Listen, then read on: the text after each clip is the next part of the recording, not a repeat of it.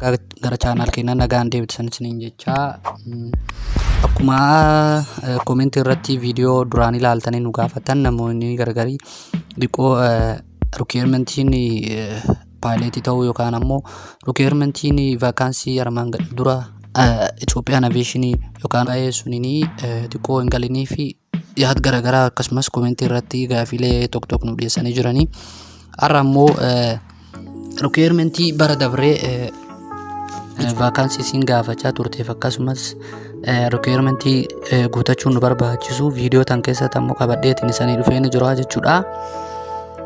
Video kan like godhuudhaan na waliin eegala saniin jedha. Positioning tokkoffaa kan warra laaluudhaaf deemnu trainee pilot dha. Trainee pilot it is sponsored. Waciin cuftii yookiin baasiin barumsaa kan hundaatu sponsor kan ta'u dhaabbatichaani jechuudha. Garuu requirementiin nu guutachuu qabnu akka nama dorgomaa tokkootti maalidha waan jedhamu yoo as jalatti kalaallu ta'e requirementiin inni tokkoffaa educational qualification guutachuu malee jechuudha. Educational qualification kun ammoo BSc degree in electrical yookaan ammoo electronics, aeronautical, mechanical, civil, industrial, chemical, computer, software, electronics, communication, hardware, engineering, physics, mathematics, statistics, computer science, information technology, and any engineering or IT related field nami baatan ta'e CGPA ke minimum isaa 2.75 ta'uu qaba jechuudha. Warri ammoo BSc yookaan BA degree fieldoota biraatiin kanneen qabdan fiildii armaan olitti tuqamaniin ala ka qabda yoo jiraattan CGPA kee 3 ta'uu qaba jechuudha yoo xiqqaate. Akkasuma Ethiopian Higher Institution yookiin entrance jechuudha. Entrance kee English, Maths, Physics warri kunini 50% ol qabaachuu qabda. 50 yookiin 50 ol qabaachuu qabda. Isaan kan keessa tokko 50 gar taanaan disqualify taatee jirta jechuudha. Yoo kun ammoo tokkollee akkas disqualify si godhaata ammoo karaan inni biraa ammoo onni maatirikii kutaa 10ffaa yoo kanaan kan milkaa'in ta'e maatirikii kutaa 10ffaa kan kee English, Maths fi Physics B fi isaa ol. Isaan kan keessa tokko B sirra B gar taanaan ammoo disqualify taataa jechuudha.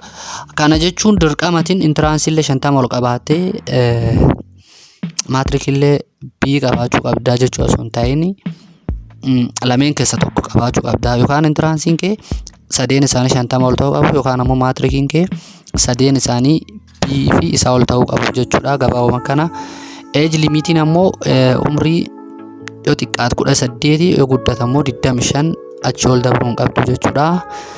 Yoo achi ol ka dabartaat ammoo ni kuftaa jechuudha. Kanallee ammoo akka warri isaan mirkaneeffatanii waraqaa dhaloota kan kee kan dirraa dhufuu fi ministirii waraqaa ministirii kutaa 8 kan kee laaluudhaan umrii kan kee achirraa waliin qabatee waliin laalanii achiin umrii kan kee cheekuu godhatu jechuudha. Kanaan shawwaduu hin dandeettu. Height yookiin dheerinni ammoo dhiiraa fi meetira 1.7 jechuudha. 1.7 dubartiif ammoo 1.6 ammoo trainee AC structure, cabin maintenance, mechanical components, avionics, power plant technician warra jijjiir kan leenfammoo educational qualification barbaachisu. Entrance exam kan kee godhachuu entrance kee akkuma ka pilot san 50 ol ta'uu qaba jechuudha. Barnoota akka Maths, Physics fi English dirqama isaan kun sadan 50 ta'uu qabu yookaan isaa ol. Yookaan ammoo kasiin ta'in ta'e filannoonis lammaffaa 10+3 yookiin ammoo diploma qabaachuu qabda jechuudha. Yookaan ammoo diploma garaagaraa levelii garaagaraa level 3 level 4 certificate yoo industrial electronics hin qabaatte, automotive electricity hin qabaatte, general mechanics hin qabaatte kamiifuu duuba level 3 yoo qabaatte kanaaf dorgomuu dandeetta jechuudha. Age limitiin kanaallee akkuma pilot sun 18 aga 25ti. Akkasuma heightiin ammoo 1.7 6 meetiriidha jechuudha. Kun inni nu saala gargar hin baasne jechuudha. Dhiirqoof gaafachuu danda'a. Inni taanu aircraft maintenance technician jechuudha. Trainee aircraft maintenance technician. Inni kun ammoo required educational qualification minimum entrance result 50 ta'uu qaba. Akkuma pilot jenna kana jechuun minimum physics maths fi English kee 50 ta'uu qaba. Kana gatta'uu qaba. Yoo kanaan ammoo as keessa kan hin milkoofne kan hin qabne taate carraan inni lammaffaa kan jiru ammoo minimum college diploma jechuudha. Grade 10 tti gaaf maatirikii kuftirra eegaltee waggaa 3 barattee diploma qabaachuu qabdu. Kan ammoo level 3 yookaan level 4 certificate electrical, mechanical, aeronautical, industrial engineering yookiin related field kata kamiinuu TVET college garagaraa irraa qabaat taate dorgomuu dandeetta jechuudha. Umriin isaallee 18 xiqqaadha. 25 ammoo umrii is guddaadhumaati. Dheerinni 1.6 duwwaadha.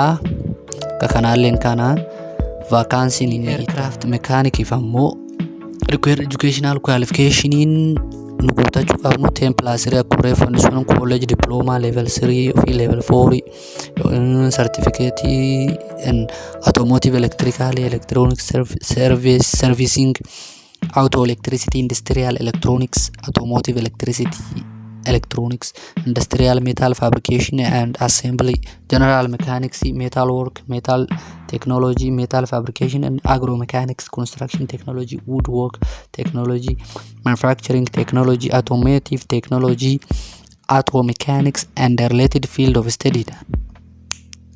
Warra cholitun dhusun level 3 yookaan level 4 qabaachuu qabdu. Kun college diploma irraa kanaan qabaachuu qabda jechuudha.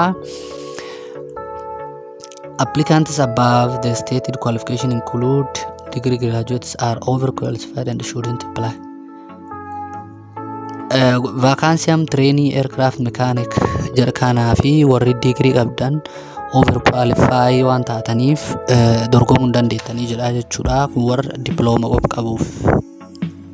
Kanaafuu warri degree qabdan vaakansii kanaaf overqualify taatanii jechuudha. Dorgomuu hin dandeettan. Warra degree qofa warra diploma qofa dorgomaa jechuudha. Okay, vaakaansiin inni taan ammoo school of finance training kan jedhu kan school of finance training kan jedhu kun ammoo educational qualification nurra eegamu college yookaan 10+3 level 4 qabaachuu qabda. Diploma in accounting qabaachuu qabda from recognized university yookiin college kamiyyuurra. Yoo kan hin qabdu taa'e ammoo yoo kan hin qabdu taa'e ammoo completion of at 65 to 85 credit hour or credit hour 65 akka 85 kan qabu yookaan ammoo 942 ICTSE from recognized college university in the field of accounting barachuu jiru kan finance with minimum of CGPA 2.5 and applicant must have a score of minimum of C in all principal and intermediate accounting course accounting irraalee ta'u kamiyyuu minimum scoring isa C ta'uu qaba jechuudha. Asilletti notebook hubadhe an applicant with more than 85 credit hours or 140 which is including BA degree graduate are considered as overqualified. Nami ECTC isaa yookiin credit hour isaa 85 ol ta'u overqualified waan ta'uuf